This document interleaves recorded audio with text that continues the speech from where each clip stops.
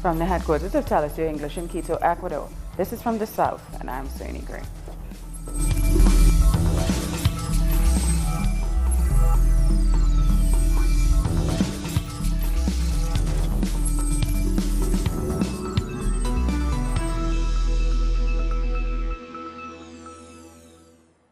The former Vice President of Ecuador, Jorge Glas, has been hospitalized. Doctors say his condition is stable and he has been transferred to a hospital in the capital, Quito. Glas was rushed to hospital on Tuesday night. He apparently began to suffer blackouts, and his wife said his health had deteriorated sharply.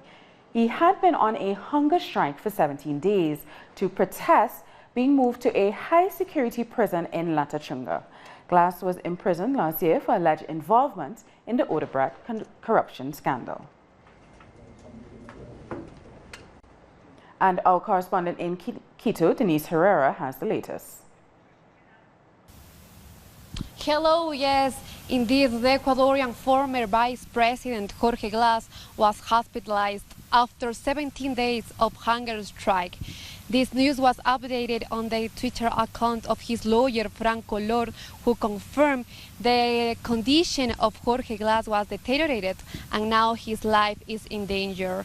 Also, now Jorge Glas is in a hospital in Quito where his medical team said his health is stable for now, and also in a press conference his friends and close friends of the Citizen Revolution movement confirmed the really bad conditions inside the jail that Jorge Glas has to throw out. He said that Jorge Glas didn't have a bathroom close to him inside the jail, and also that the authorities inside the jail and the authorities of Ecuador are violating his fundamental rights and freedoms now. He is also demanding to the authorities and to the international media outlets to take care of Jorge Glas and also to tell about his situation, about his condition now inside the jail. For now, Jorge Glas will be at the hospital in Quito, and they are calling to the authorities of Ecuador. His close friend, legal team, and family said that the responsible of his condition and now of his life is the current government. So it's all for now. Back to you at the studio. Representatives of the migrant caravan in Mexico City are hoping to meet with President-elect Andres Lopez Obrador on Thursday. While the migrants say they are scheduled to do so, the government is yet to confirm the meeting. Hundreds participated in a meeting where they discussed exactly when they will leave the Mexican capital and the routes they will take to reach the United States. Some migrants say they wish to stay longer in Mexico City, while others want to continue the journey to the U.S. as soon as possible. According to Donald Trump, we are criminals. Thank God we are not criminals, and I ask him now, with all my heart, to open the doors for us. The only thing we're looking for is a better job. I'm telling Trump that we are not all criminals. Some of us are fighters for a better life, but we don't come to provoke war or harm. Let's go now to our correspondent Pablo Perez, who is at the Jesus Martinez Stadium in Mexico City, where around 5,000 migrants have taken temporary shelter before they decide upon their next step. Yes, we're right here at the Jesus Martinez Palillo Stadium in Mexico City, a place what hosts usually sporting events, but right now it's the home to over 4,500 migrants. They have set up camp here after a strenuous walk of 760 miles from the Guatemalan border, and they're taking a rest and deciding what's their next step to take. They're organizing several assembly and on a state or departamento or city level from where their hometowns are in Honduras, so they can decide where to go next and when to leave, which is the most important. There are like two main views. We have on one hand the younger, the stronger. They want to leave right now to the northern border, to the border with the United States, and on the other hand we have families. A lot of them have small children or elder people that have more vulnerable health, and they want to rest, they want to regain their strength before they leap to the next step on their journey. And another interesting thing is there are a lot of people considering to ask for refugee status or asylum here in Mexico, as they know that the Donald Trump's government are going to make it really hard for them to obtain it in the States. So they say, we don't care where we are, we don't need to be in the States. We only want a place peaceful where we can work and have a dignified life. This is the situation here in Jesus Martinez Stadium in Mexico City. We go back to you. We thank Pablo Perez for that report. The first migrant caravan made a rest stop in Mexico City after a 20-day journey from Central America in search of a better life. Volunteers are helping them before they continue on to the U.S. border.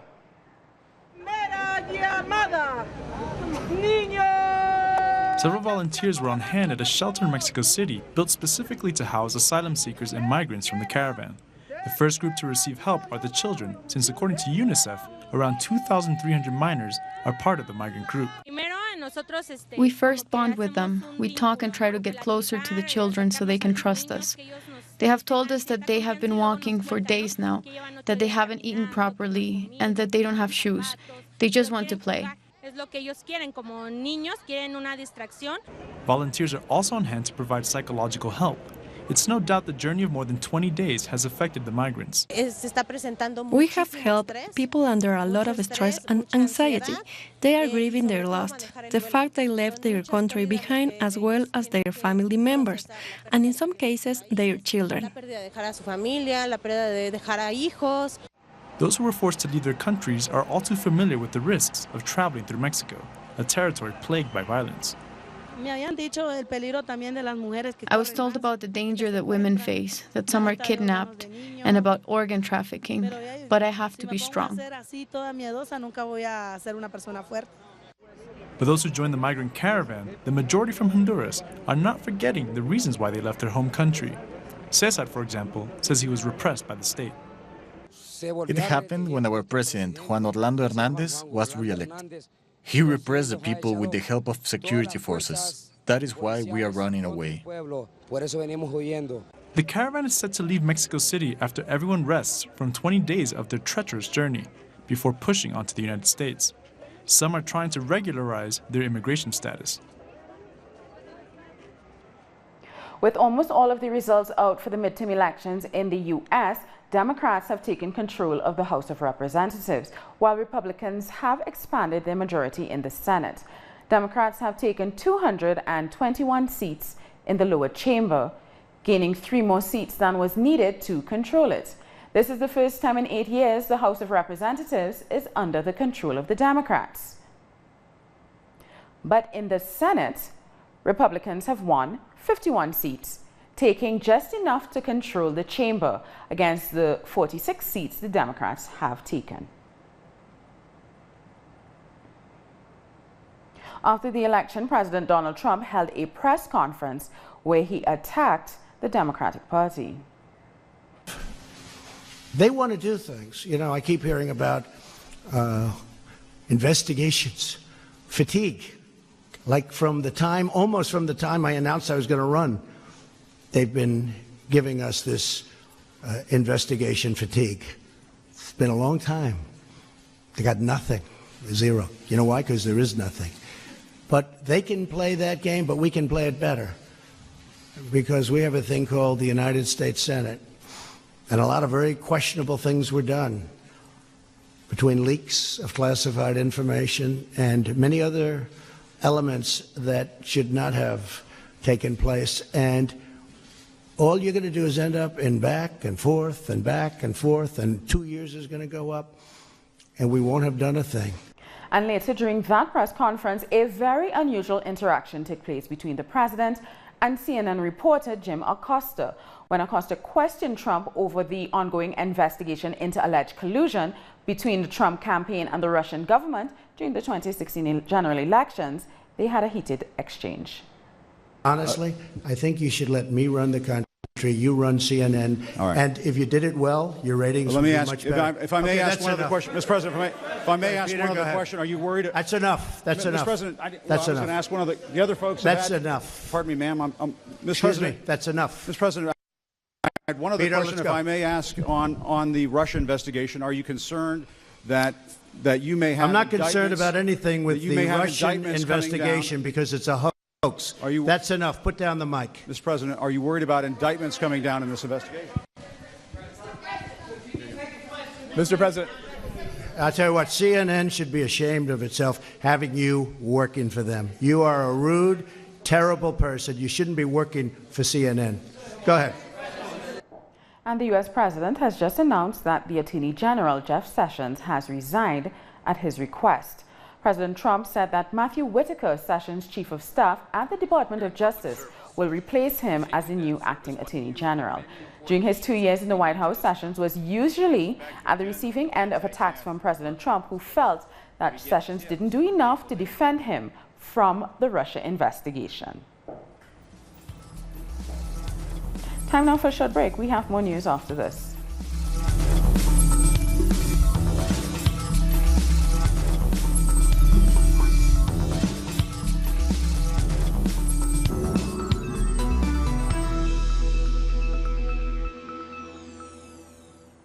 Welcome back.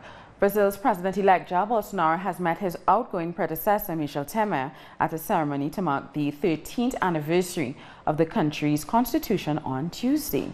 During the celebration at the Brazilian National Congress, Bolsonaro said that his government will continue on President Temer's path and that he respects the constitution. The two-day trip to Brasilia is an initial step towards the government's transition. Bolsonaro is expected to meet Temer in this regard on Wednesday afternoon.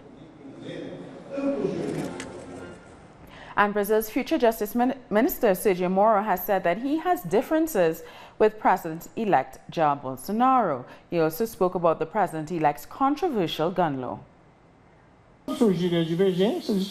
There is a proposal about the use of weapons by civilians, but that will be discussed. I told him I am worried that excessive permission could be used by criminal organizations to generate more violence. So he has to think how many guns an individual can have at home. If there are too many, there is a risk of them being used for other things. Still in Chile, trade unions are calling for a national strike on Thursday. Workers are demanding a new pension system and education and housing reforms. Student movements and human rights defenders are also set to join the strike. All of us who are here right now are aware that it is necessary to take to the streets in order to condemn these government policies. They promised more jobs and higher salaries. But what we see right now are less jobs. The severance rate is increasing. The salaries have not increased, and the social security policies that should have saved us from this recession do not exist. Security forces have arrested 7 people in Chile after breaking into a high school building in the capital, Santiago. The police detained 4 students, 2 teachers, and an inspector accused of manufacturing homemade bombs. The education sector has rejected the measures. They say this is part of a bill pushed by the president, Sebastián Pinera, to suppress students losing their enrolling rights for life. And another social leader has been murdered in Colombia. Il Alberto Cristancho worked for the palm oil industry and was leading efforts to formalize labor rights within the sector. He has been stabbed 18 times. His murder brings the killings of social leaders in Colombia to 175. Over a dozen people have been arrested in Peru for allegedly trafficking babies, including the former police chief. According to the public prosecutor's office, Raul Bichara and 13 others, including a pediatrician and a gynecologist, are accused of running a gang that persuaded poor pregnant women into giving up their babies. Bichara was police chief between 2010 and 2011. The authorities reportedly believe that his partner, Cynthia Tello, was the actual leader of the group. Cuban President Miguel Díaz-Canel has visited the Forbidden City in Brazil during his first official visit to China. Before his visit to the city, Diaz-Canel met with the leader of the State Council of the People's Committee, Wang Yang. The Cuban president will sign agreements on trade, renewable energy, and the Belt and Road Initiative. Next, Diaz-Canel will visit Vietnam and Laos. Environmental and social organizations are condemning a presidential decree that will allow the oil exploration of the Amazon. They argue that it puts the life of people living in isolated areas at risk. The Yas Unidos organization, on its Twitter account, posted a draft of the presidential decree that allows oil exploitation in the Amazonas area of Yasuní, home to the indigenous people of Guarani. They argue the move violates human rights. The draft bill is being processed after President Lenín Moreno held a consultation. The lives of indigenous people is at risk in the Yasuní. The intention of the government is that this draft becomes a decree. Yas Unidos is against the draft because it violates human rights by allowing the exploration of resources in part of the intangible zone.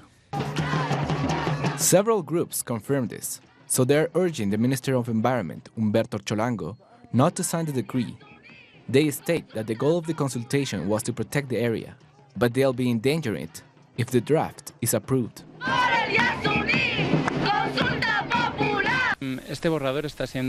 This draft is anti-constitutional, and it goes against the government's own consultation. According to the director of research at the Catholic University of Ecuador, who spent years studying Yasuní, the area should not be touched because it's a place of sanctuary for the people who live there. I think the need for economic resources can have positive results, but in the long term it will be regrettable. It will be extremely negative. The problem is that the government is one thing and the society is another one, and we can't agree. Yas Unidos expressed their concerns about the indigenous people at the Ministry of Justice, which no longer exists, so now they are lobbying the Ministry of Environment. They argue that the ministry permits oil exploitation of the Yasuní, in spite of reports informing them about the dangers. We take a short break now. Stay with us.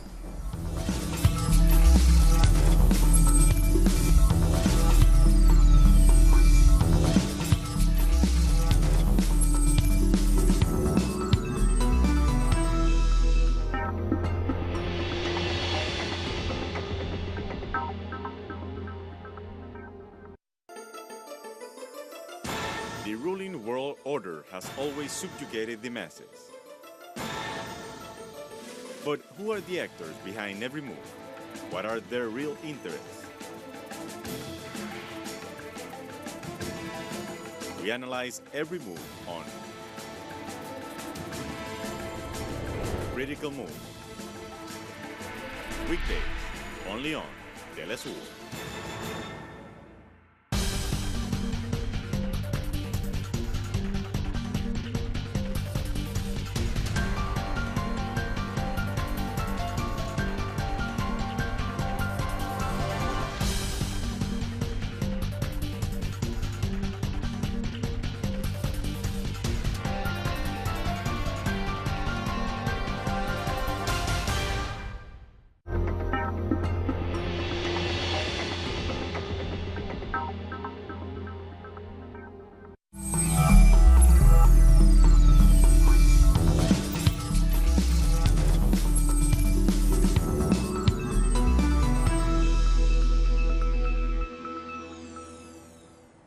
Welcome back. Dozens of Palestinians have gathered in front of the Brazilian embassy in Ramallah to protest the Brazilian president-elect's decision to move their embassy from Tel Aviv to Jerusalem. Now, on November 1st, Jair Bolsonaro said via tweet that he would keep his campaign promise to move the Brazilian embassy from Tel Aviv to Jerusalem. We have strong Palestinian-Brazilian relations, which played a great role in the support of the Palestinian people.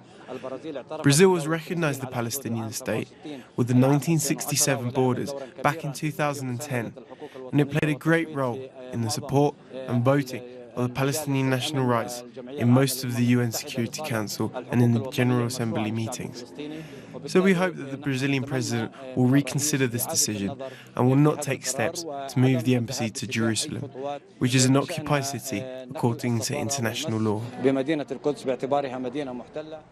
The lawyer of a Christian woman accused of blasphemy has said she was freed from prison and left the country on a plane to an unknown destination. This came shortly after human rights activists called on the Prime Minister Imran Khan to stand behind the Supreme Court decision that acquitted Asha Bibi from a death sentence last week.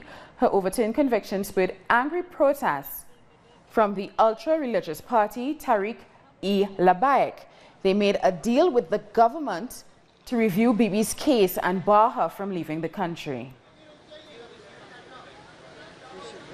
The prompter person is not moving. India is celebrating the Festival of Lights, Diwali. People mark the day by illuminating the streets and lighting up candles. They also burst firecrackers and distributed sweets among loved ones. On this day, Hindus worship the elephant god Ganesha and the goddess of wealth, Lakshmi.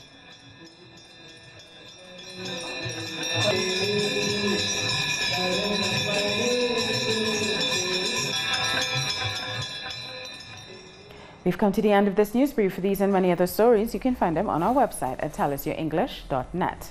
And join us on social media, Facebook, Twitter, and Instagram. For Tell Us Your English, I'm Sunny Gray. Thank you for watching.